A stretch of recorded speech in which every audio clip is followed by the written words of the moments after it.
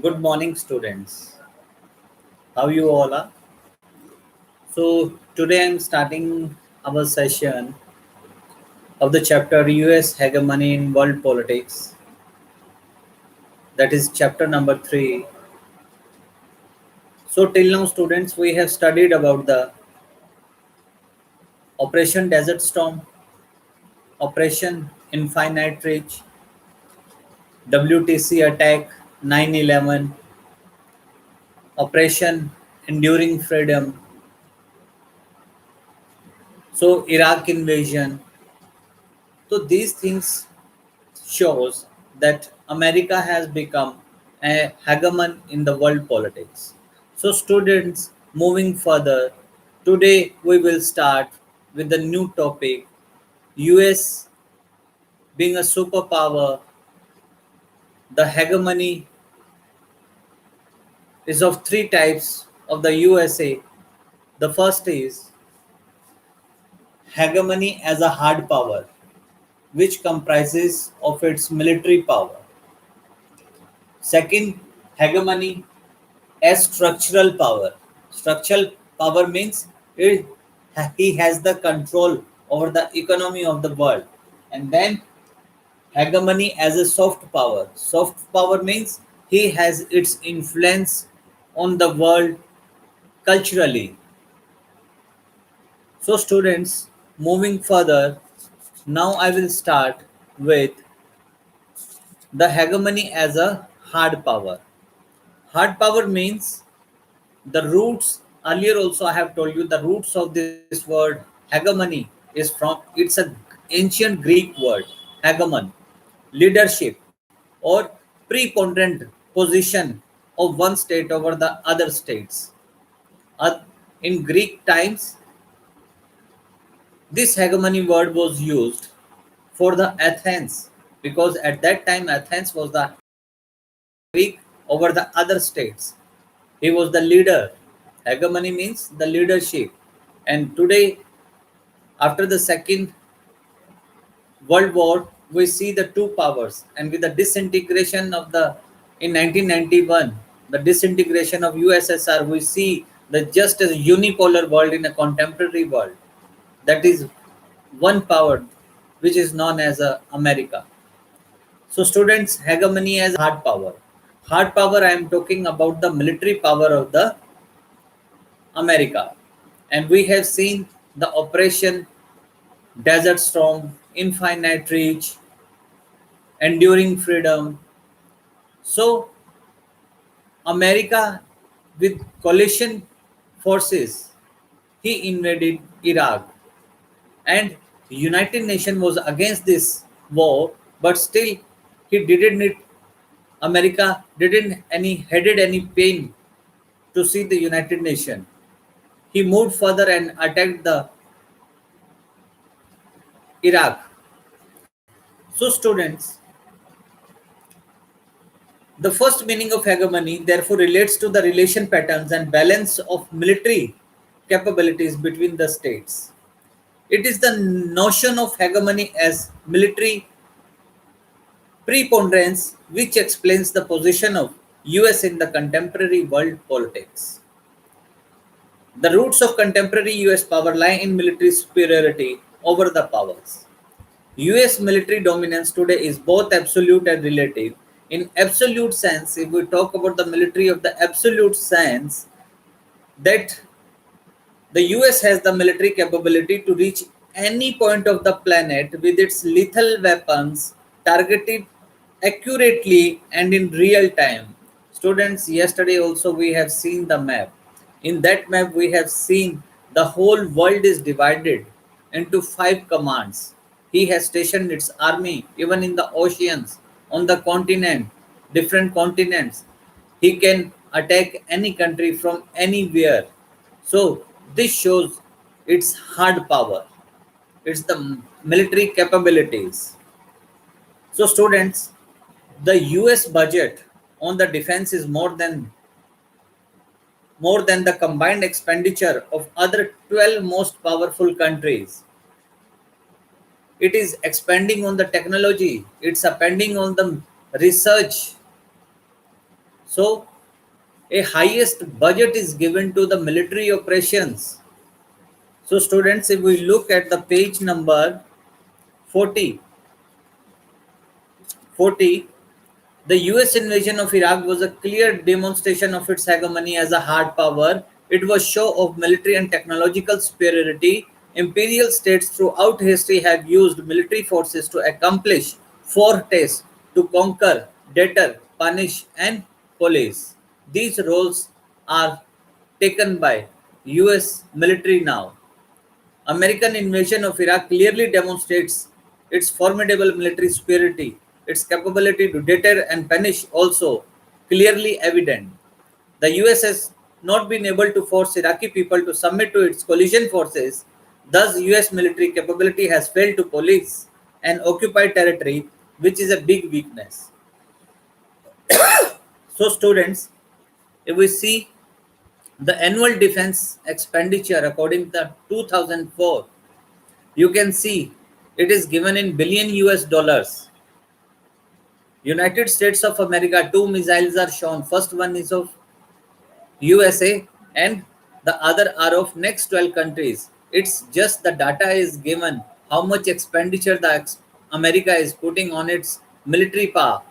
So you can see 455.9, $455.9 billion annually he is putting on the military power. The budget is kept, and rest of the next 12 countries, the biggest countries after the USA, if we totally sum up the expenditure of these countries, it is just 449.4 So you can see the how the military power of America is. He is expanding on the military technology, on the research. So he has a great power of military in the world.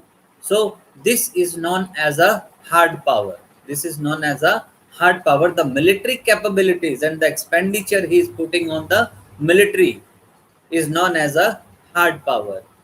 Second one, student, I am talking about the hegemony as a structural power. Structural power means its economy. Now I am talking about the economy. As in a school, we want the management, we want the principal to make some rules and regulation to run a school. So America is a giant country, it has a giant economy also, and it is making the rules and regulation for the trade to for the whole world, so that easily trade should taken place. It has opened the markets, open competition is there. So he is guiding and he is protecting the rules and regulations made. Even he is giving aid to the International Monetary Fund, World Bank, total economy he is having in his hand. So students, the second meaning of hegemony is quite different from the first. It owes its trace to a basic perception of the world economy. It is based on the notion that an open and competitive world economy needs a hegemon or dominant power to stabilize its creation and existence. The hegemon normally creates an order for its own advantage, but to its relative determinant competitors utilize the openness of the world economy without paying for the cost of sustaining and maintaining such an openness. So, students, in the second sense, hegemony therefore relates to the role which US plays in providing global public goods. Public goods are those goods whose availability is open to all for consumption on an open and equitable basis. Roads and fresh air are examples of such goods. On a global scale, sea lanes of communication, which are known as SLOC, and the sea routes used commonly by merchants, ships are examples of global public goods. Free trade in an open world economy is impossible without the SLOCs. Now,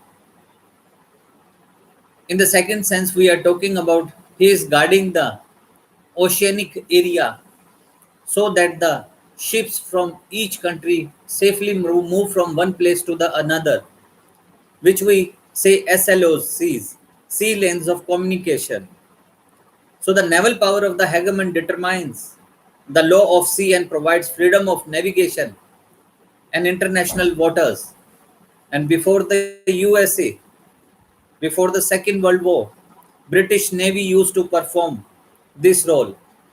After the Second World War, this role has been performed by the multi-oceanic US Navy. So here also we see that for the trade, oceans are guided and protected by the United States of America. So a more comprehensive example of global public goods is the internet.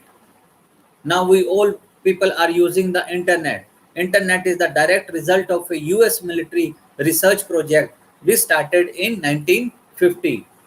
The whole world today, trade services are survived through the internet on the world wide web that we see www.com. Most of internet facilities at the global level operate on a network of satellites owned by the US government. So students, on the page number 41, two pie charts are shown. First is the gross domestic product, the GDP of according to the 2005 it is given, and the other one is gross domestic product 2005 PPP, means purchasing power parity.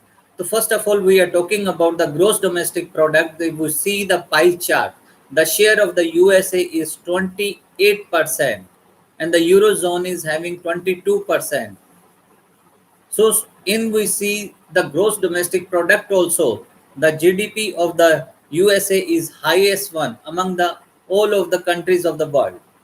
And purchasing power parity means a basket of goods are purchased with the different currencies of the different countries. When they purchase a basket of goods, the things are bought in a dollars because dollar is accepted everywhere in the world. So America is having a good value of its dollar, and people are having the purchasing power parity.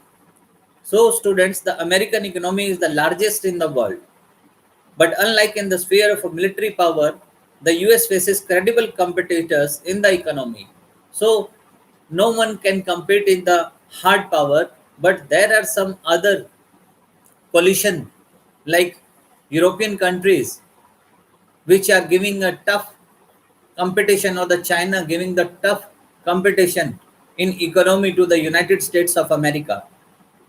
This becomes even clearer if we consider the world economy in purchasing power parity. Terms as in graphic on the right, the PP is what a nation's currency actually buys in goods and services. So here we can see the USA is having its share in PPP is 20%, and other the countries which are having the coalition, they are having the 32%, and Eurozone is giving the tough competition with the 15%. So US today is dominating. Today US is dominating in all the sectors of world economy and technology. Technology. Its share of the world economy is over 28%. As earlier I have told you, US accounts for over 15% of the world trade.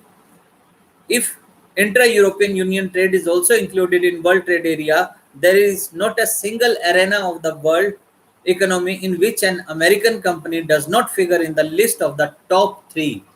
Whenever we are talking about any sector or the industry of a particular sector, the biggest countries in the world, if we count best 10, so among 10 there are best three industries come in best 10 industries of the USA.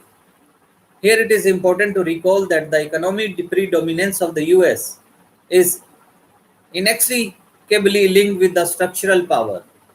This link is indispensable in the shaping of the global economy. The Bretton Woods system and the international institutions of economy like the World Bank, as earlier I have told you, World Bank IMF, International Monetary Fund, World Trade Organizations, WTO, can be regarded as products of the US hegemony. United States of America is giving the aid to the WTO, IMF and the World Bank. These institutions are run with the aid of the United States of America. So a classic instance of the structural power of the USA in the academy, master's degree in business administration, MBA. It was also started in America. The dictum that business is a profession depending upon a professional subject which should be taught is a unique American idea. The first business school was started in USA, the Wharton School at University of Pennsylvania, founded in 1881. MBA courses started in 1990. Outside USA, the first MBA course was established only in 1950. So today there is hardly any country in the world which does not run the prestigious MBA degree. This explains the structural hegemony of the United States of America. So students, for today I am completing my session. So students, today we have studied about the hegemony or the leadership being a hard power, and second one that we have studied is the structural power, means in the economy also he is an advanced country, his economy is very good than the others, but in economy he is facing some competition from the other countries or the coalition of the countries. So in military power he is the best country who is expending the lot of budget on the technology and research in the military equipments. So students, complete your work till chapter 2. Thank you and have a nice day.